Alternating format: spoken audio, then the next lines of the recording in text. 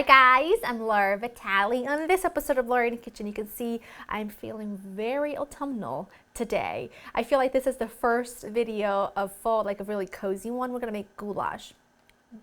Beef, tomatoey, soupy stew deliciousness. Very comforting, very old-fashioned American classic recipe. I hope that you'll enjoy my take on it. Very simple. You probably already have the ingredients on hand, and it's very versatile. Let me run you through what I've got here.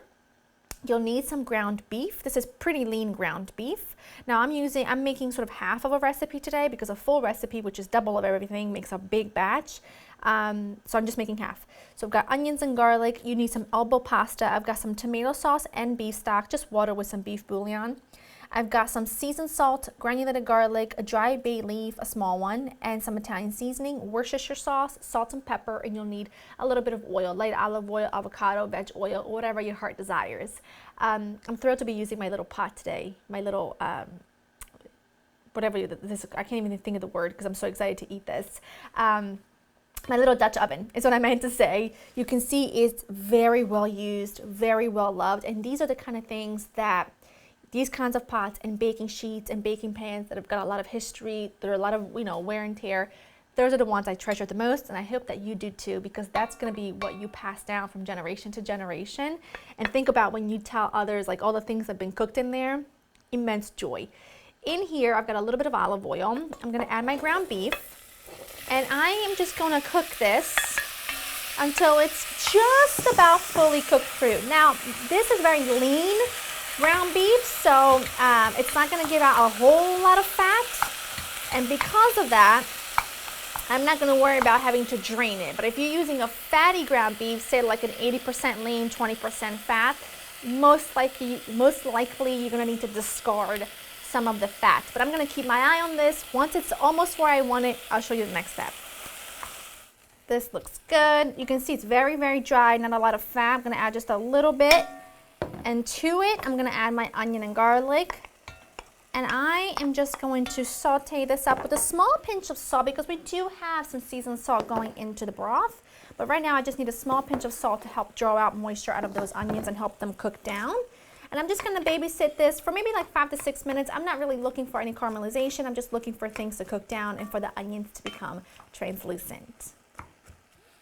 That's good enough because it's going to simmer for a bit. I'm going to add the tomato, the stock, add that right in. It's going to look really liquidy at this point, but you're going to have to remember we're going to cook pasta in it later, so it will thicken and become all stewy and delicious.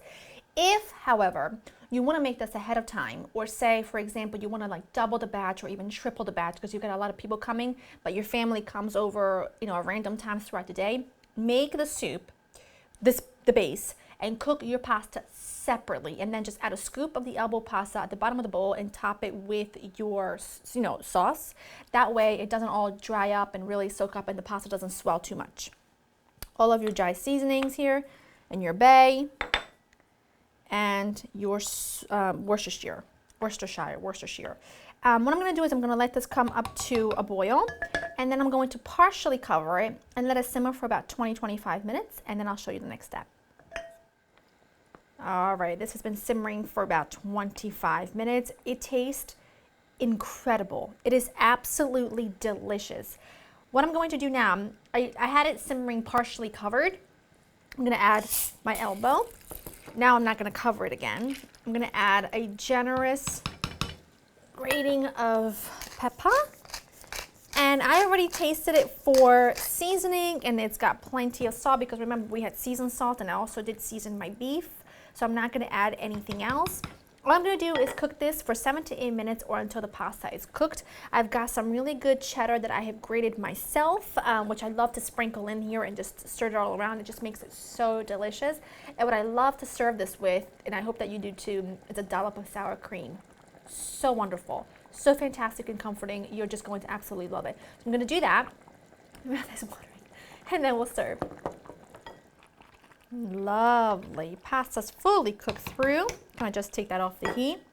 I'm going to sprinkle some cheese right in. You don't have to, but it'd be a crime not to. You know what I'm saying?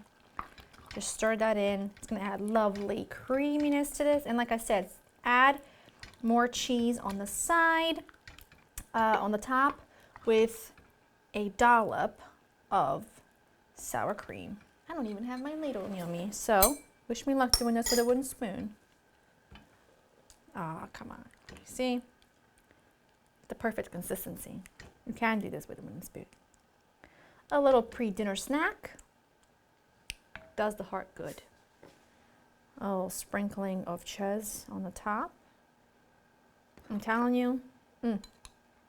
Now, some people like to add bell peppers to this. I don't, because I feel like that's taking it to an Italian territory. Not that bell peppers are primarily for Italian recipes, but I feel like that with the Italian seasoning, it just kind of pushes it towards like a lasagna soup direction, and I don't want that.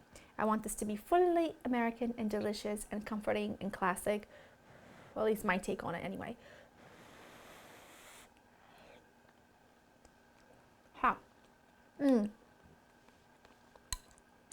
That is everything you want on a cold October day. Well, not that it's that cold around here. Today is pretty hot, if I'm honest with you, but at least we can pretend.